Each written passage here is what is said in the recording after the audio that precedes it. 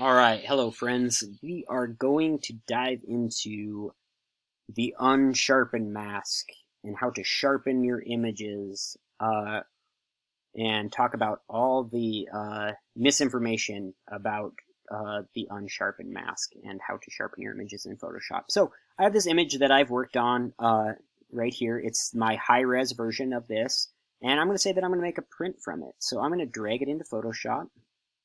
Once again, this is a high-res version. And, oh, Photoshop's already open. It's just hidden. And boom, there it is. It's my high-res version. It's got all my layers in it. It looks pretty good to me. I like it. And so I decided I want to make a print from this photo. So, and this process would be the same if you were going to just be posting an image on a website or turning it in. Okay, the steps are the same. It's just right that the size of the image would be different. So this is going to be an image that I'm printing, so I am ready for it. I think it looks good. It's edited. I like it. So I'm going to go Layer, Flatten Image. So I'm going to flatten my image, and it says Discard Hidden Layers. That's the threshold that's turned off. Okay, that's fine. All right, so here we are. And now I'm going to resize it to print, image size. So remember that whenever you resize your image to print, it has to fit on the piece of paper and through the printer, right? So the printers we have on campus, we do have a 44-inch printer, but most of our printers are 17 inches. So, right, at least the short edge has to be 17 inches. And we're making a physical thing, so now we're going to be dealing with inches. Remember, if you're working on your low-res image, you would go resolution 72, width 2500 pixels. But since we're now talking about making a print, something that's going to be measured not in pixels, but in actual inches, we're going to switch the measurement to inches. And let's say that I'm going to print this on a 13 by 19 sheet of paper. Well, that fits right there, right? So resolution of 300, that's how my camera makes pictures. Your camera might make pictures at 240. That's okay, too. 240 prints just fine, too, but you can always bump it up to 300 and then bring the physical size down a little bit. So if I was just going to print this on a 13 by 19 sheet of paper, I'm perfect, right? The height on a 13 by 9 is 13. 9.5 fits on that. 19's the width. 14.34 fits on that, so we're good. But let's say that I want to print this on an 8.5 by 11 sheet of paper. So, right, the constraints is 11 inches on the width, right? So I'm going to just put in the printers actually need a 1/4 inch on both sides, right? So a 1/4 inch on the right and a 1/4 inch on the left. So that ends up being a 1/2 inch. So a 1/2 inch minus 11 is 10.5. And we see that if we do that, the height equals 7. That works. That fits on an 8.5 by 11 piece of paper. Now, if we were to change the height, so remember, it has to be a 1/4 inch on each side, so that our paper is 8.5 inches. So if we just said 8 inches, well, now our width is 12, because our aspect ratio of our photograph is different than the aspect ratio of a piece of paper. I know, the paper people and the camera sensor people have never had a conversation before, so you always have to go with the width being 10.5 by 7. Okay, so you're going to have bigger borders on the top and bottom than the left and right, but that's not a big deal. So we're going to say, okay, yeah, that's what I want to do. I'm going to print it that size. Hit OK. So before we jump into the unsharpened mask, you always want to resize your image to what you're going to either print it as or save it on the internet as. So if I was working on the low res, I would resize it like I'm turning it in, okay, before I do the unsharpened mask. You also always want to do the unsharpened mask with the layers flattened, okay? So that's why I flattened it. Unsharpened mask is perfect. Okay, so now I want to use the unsharpened mask. So I'm going to zoom in to 100%. That's down here. It says 100%. I can hold the spacebar down and scroll around. See my buddy Josh and Richard. And now I want to sharpen this image up, and we're going to talk about the misinformation of sharpening. So to open the sharpen mask, we're going to go Filter, Sharpen, Unsharp mask. Okay, that's the best way to sharpen an image in Photoshop, is the unsharpened mask. So we're going to go Sharpen, Unsharpen mask. Boom. Okay, and that opens this preview window right here. This is just 100% preview of what we're looking at here, right? So if I scroll over to Josh and Richard, right, we see that it's the same size. They're both at 100%. I like to have this window at 100%, so I'm not just looking at this little small example. Anytime you zoom in beyond 100% in Photoshop, you're asking the software to make up information. It can only show you 100% accurate. Above 100%, you're losing accuracy, and the image starts getting blurry because Photoshop's having to make up information to fill up those pixels. So let's keep it at 100%. And I'm going to click the preview window here. So, one thing that the unsharpened mask does not, I repeat, does not do, is make your photo more in focus. If your photo was taken out of focus, there's nothing you can do to fix it, okay? The technology does not exist right now to take an out of focus photo and make it in focus. That's, I bet, something that's coming down the pipe though. But right now, if your photo's out of focus, you cannot fix it with the unsharpened mask. I have students that think that they can do that.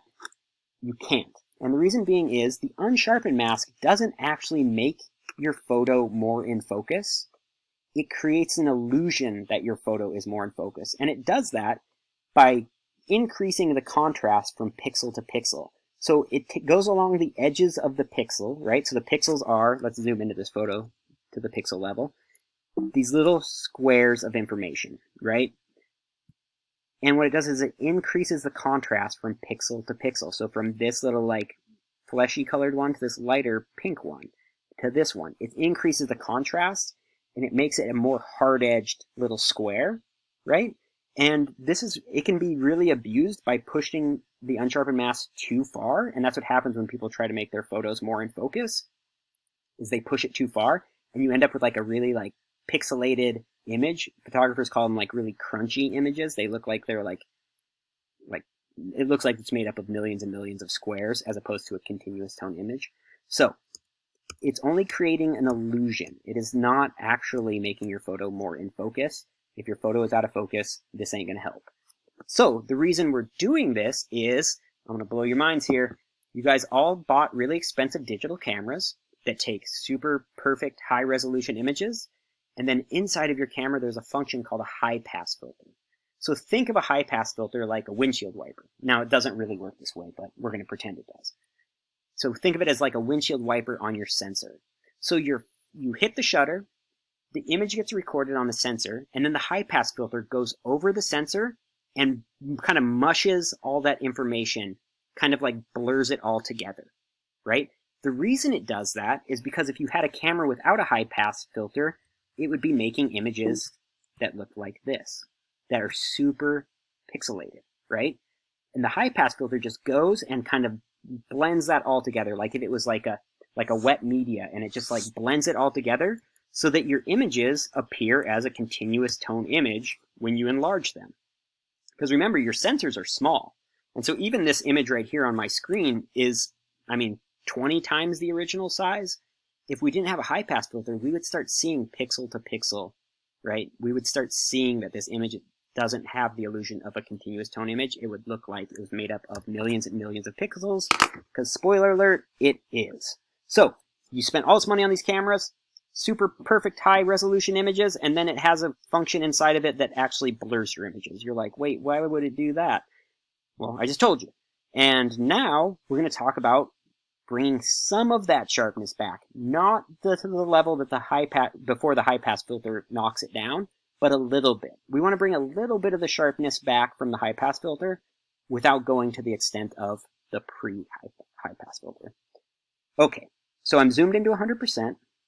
I'm going to look at a part of the photo, binoculars on my friend Richard's back, and I have a rule for the unsharpened mask of how I use it.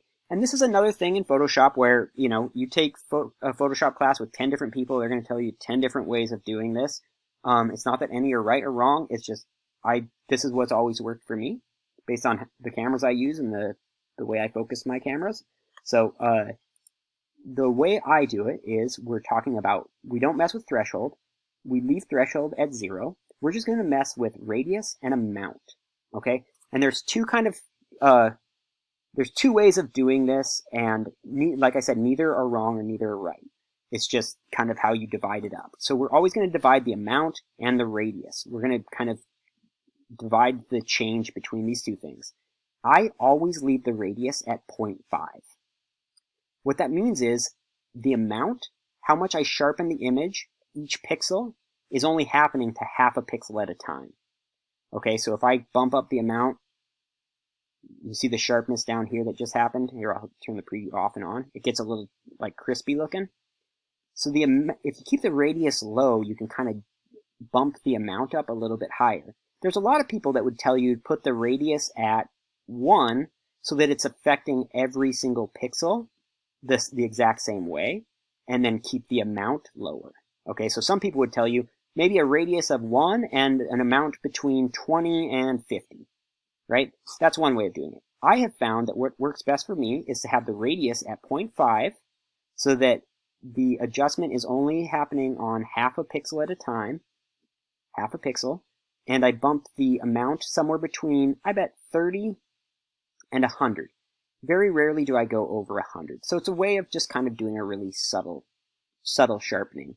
And I can tell, especially in the ground and at my friend Richard's back, that it is getting more sharp right there. 0.5 at 81%. That's pretty good. You wouldn't want to bring the radius above 1, because what that does is it means it's applying 81% sharpening to every 1.8 pixel, so you're getting a compounded change from pixel to pixel because they're overlapping, because your radius is bigger than 1. So if you choose to go 1, that's great. Just don't go above 1, because you can end up in some pretty, this is probably going to take a second for the computer to process that craziness, right? You can end up with some crazy edits if you bump the radius above 1. So I would just recommend 0.5 for the radius and the amount somewhere between, let's say, 30 and 100, but you can do it to your preference, right? You might want to go a little bit above 100. I don't think I'm ever going to 500, right? That seems a little crazy to me. But, you know, somewhere in here. And you're just looking for just the subtlest bit of sharpness. And so I can actually see it right there. I hope you can in the video. Let's go 71. And I'm just doing it by toggling the preview on and off. And I'm looking at this part, like behind my friend Richard's back of the photo. And I can see the sharpness and the ground, like all the little plants on the ground. I can tell that that's sharpened. So that looks pretty good to me. So once again, you want to always do this after you resize your image, because you want to probably want to sharpen the print version different than the on-screen version. So once you're there, you're just going to hit OK, and now you have a sharpened image that is ready to print. Okay, so remember, if your photo's out of focus, this ain't going to fix it. Go and retake the photo. But this can bring a little bit of the sharpness back that the high pass filter bumped out. Alright, I hope that was helpful for y'all.